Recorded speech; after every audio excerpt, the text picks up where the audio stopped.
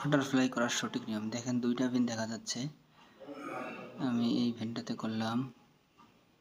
এখন একটু টান দেব, যদি ব্লাড আসে তাহলে হবে যে বাটারফ্লাইটা জায়গা মতো আছে। এটা আমি ট্রাকশন ইনজেকশন দিচ্ছি। ট্রাকশন ইনজেকশন দেওয়ার নিয়ম হচ্ছে স্লো দেয়া, একদম 10 মিনিট ধরে। তার চাইতে ভালো পদ্ধতি হচ্ছে 100 ml নর্মাল স্যালাইনের সাথে মিক্সড করে ক্যানুলার মাধ্যমে দেয়া। দেখেন আস্তে আস্তে দিচ্ছি, এভাবেই ট্রাকশন দিতে হয়। বাটারফ্লাই একটু নড়বড় হলেই ভেইন থেকে আলাদা হয়ে যাবে।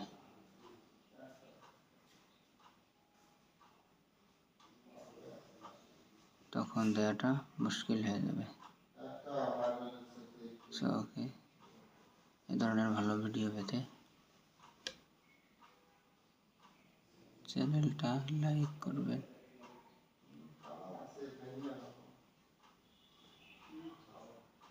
Thank you. আসসালামু আলাইকুম।